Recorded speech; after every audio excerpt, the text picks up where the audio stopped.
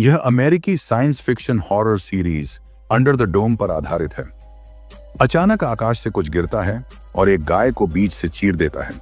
एक आदमी गाय की लाश के पास जाता है, जिज्ञासावश हाथ बढ़ाता है, लेकिन उसे किसी विद्युत धारा जैसी चीज से झटका लगता है, जिससे उसका हाथ जमीन पर बहे गाय के खून में जा गिरता है।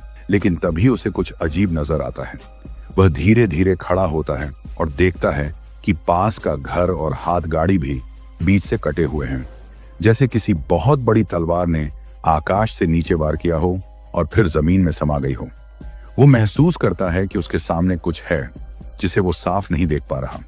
हाथ से छूकर देखता है तो महसूस होता है जैसे एक पारदर्शी दीवार हो जिसमें हल्की सी विद्युत धारा है। वो अभी इस अद्भुत घटना को समझ ही रहा होता है कि एक आवाज सुनाई देती है जिससे वह चौंक उठता है। एक लड़का दौड़ता हुआ आता है। उसने भी यही दृश्य देखा और दौड़ा चला आया। लड़का उस खून वाले हाथ के निशान को देखकर हैरान होता है। वह जिज्ञासावश उसे छूने की कोशिश करता है, पर तभी झटके से हाथ पीछे खींच लेता है। लेकिन तभी उसे समझ आता है कि यह झटका नहीं, बल्कि एक बहुत अजीब और सुखद एहसास था। वह बार बार छूने की कोशिश करता है, लेकिन पहली बार जैसी अनुभूति फिर नहीं होती। कि तभी उसके पास काले रंग की कई चीजें गिरने लगती हैं। आदमी उन्हें उठाकर देखता है। वे मृत कौवे हैं जिनकी गर्दनें टूटी हुई हैं। लगता है ये पारदर्शी दीवार से टकराकर मारे गए हैं। तभी वे दोनों जोरदार आवाज सुनते हैं और ऊपर देखते हैं। एक हवाई जहाज उनकी ओर आता दिखता है, लेकिन अगले ही पल वह जहाज पारदर्शी दीवार से टकराकर जोरदार विस्फोट में बिखर जाता है। उसके टुकड़े जमीन की ओर गिरते हैं। एक बड़ा टुकड़ा सीधे उस लड़के की ओर आता है, लेकिन आदमी समय रहते उस पर कूदकर उसकी जान बचा लेता है। लेकिन अभी जान बची ही थी कि एक कटा हुआ पैर उनके सामने गिरता है, शायद पायलट का बायां पैर। कई किलोमीटर दूर शहर के लोग भी यह दृश्य देखते हैं, लेकिन उन्हें लगता है कि विमान हवा में ही फट गया। विमान के मलबे में एक बैग पाता है। जैसे ही वह उसमें से पायलट का आईडी कार्ड देखता है, उसे कुछ और महसूस होता है और वह दौड़कर चिल्लाने लगता है। सामने से एक फायर ट्रक आ रहा होता है। बारबी उसे रोकने की कोशिश करता है। ट्रक मुश्किल से पारदर्शी दीवार से आधा मीटर पहले रुकता है, लेकिन फायरमैन गुस्से में बारबी की ओर बढ़ता है और सीधे पारदर्शी दीवार से टकरा जाता है। उसकी हेलमेट और गाड़ी टूट जाती है। बारबी और लड़का जो समझ जाते हैं कि इस दीवार की ध्वनि प्रवेश क्षमता शून्य है। बाहर की कोई भी आवाज भीतर नहीं आ रही। बारबी एक कागज पर कुछ लिखकर दीवार के पार फायरमैन को दिखाता है। AFAA को सूचना दो, इस क्षेत्र को बंद करो। जो को लगता है कि यह दीवार शायद सरकार ने बनाई हो, लेकिन जब पुलिस आती है और दीवार को देखती है तो वह कहती है कि उन्हें इस बारे में कोई जानकारी नहीं है। लगता है कि इस दीवार ने शहर को बंद कर दिया है, जैसे किसी ने जानबूझकर लोगों को बाहर जाने से रोक दिया हो। पुलिस को लगातार शहर में दुर्घटनाओं और मौतों की सूचनाएं मिल रही हैं। वे नक्शा निकालकर शहर से बाहर जाने वाले 19 रास्तों की जांच का निर्णय लेते हैं। इस बीच एक महिला पत्रकार भी आती है, लेकिन बारबी खुद भी इस सब से अनजान है। वे दीवार के साथ साथ चलते हैं ताकि उसकी लंबाई का अंदाजा लग सके।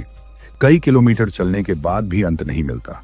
तभी वे एक घर को दीवार से कटा हुआ देखते हैं और अंदर से एक औरत की चीख सुनाई देती है। पता चलता है कि उसका हाथ कट गया है। वो कहती है वह स्ट्रॉबेरी तोड़ रही थी और उसका हाथ दीवार के दूसरी ओर गिर गया। अब वो उसे वापस नहीं ला सकती। पत्रकार कहती है कि उसका पति एक हड्डी रोग विशेषज्ञ है और वे उस महिला को अस्पताल ले जाते हैं, लेकिन अस्पताल पहले से ही घायलों से भरा है। नर्स पत्रकार को बताती है कि उसका पति कई हफ्तों से वीकेंड पर अस्पताल नहीं आया है। पत्रकार को कुछ गड़बड़ लगती है और वह बारबी को बाएं कहकर चली जाती है। बारबी ज्यादा देर अस्पताल में नहीं रुकता। वह इस शहर में बस एक काम निपटाने आया था, लेकिन अब वह दीवार के कारण फंस गया है। यह एक टूरिस्ट टाउन है और सभी होटल फुल हैं, तो वह कार में ही रात गुजारने की सोचता है। तभी एक अजनबी लड़का उससे झगड़ा करने आता है। मैं तुमसे बात कर रहा हूं बेवकूफ, मैंने तुम्हें क्या किया जो तुम गुस्से में हो? लेकिन यकीन मानो तुम नहीं चाहोगे कि कुछ शुरू करो। बारबी कुछ कहता नहीं, लेकिन तभी पत्रकार आ जाती है और वो लड़का वहां से चलता बनता है। पत्रकार बताती है कि उसका पति घर नहीं लौटा है और वह हर एक रास्ते की जांच कर रही है। वह चिंतित है कि कहीं उसका पति दीवार से टकराकर घायल तो नहीं हो गया। यह आखिरी रास्ता है और उसे कहीं उसका पति नहीं दिखा। वह बारबी से कहती है कि उसे पता चला कि उसने आज एक लड़के जोना की जान बचाई, इसलिए उसे अपने घर एक रात ठहरने का न्योता देती है। लेकिन जब बारबी उसके पति की तस्वीर देखता है तो घबरा जाता है, क्योंकि वही आदमी वो था जिसे बारबी ने मारकर दफनाया था। असल में बारबी सिर्फ पैसे की वसूली करने आया था। उसने उस आदमी को पीटा, लेकिन वो बंदूक निकाल लाया और छीना झपटी में गोली चल। अब पत्रकार अपने कपड़े उतारते हुए उस पर संदेह भरी निगाह डालती है। वो तुम्हें नहीं पहचानते, जैसे मैं नहीं पहचानती, लेकिन वो मुड़ेगा और तुम देखोगे। रात को बारबी सोते हुए अचानक जाग उठता है और तकिए के नीचे कुछ खोजता है। शायद उसे डर है कि पत्रकार को सब पता चल गया है। वह रात में ही एक पहाड़ी मकान में जाता है जहां वह एक बंदूक पाता है, लेकिन उसमें गोली नहीं है। मतलब पत्रकार का पति सिर्फ उसे डराने आया था। वह एक आईडी टैग भी पाता है जिसे वह फौज छोड़ने के बाद हमेशा साथ रखता था। वह दीवार की स्थिति देखने जाता है, लेकिन देखता है कि वह अजनबी लड़का फिर से उसका पीछा कर रहा है और कुछ अजीब बातें कर रहा है। यह उसी का काम है। मैं जानता हूं तुम और एनजी। बारबी को समझ नहीं आता कि एनजी कौन है। लड़का गुस्से में जमीन पर कुछ मारता है। उसने अच्छा खेला, वह मेरी है, और फिर बारबी को मुक्का मार देता है। बारबी उसे बुरी तरह पीटता है, लेकिन वह लड़का फिर भी मुस्कुराते हुए कहता है, वह अब भी मेरी है। बारबी उसे छोड़कर चला जाता है। अब वह इस जगह से जल्द निकल जाना चाहता है, वरना लोग लाश खोज ही लेंगे।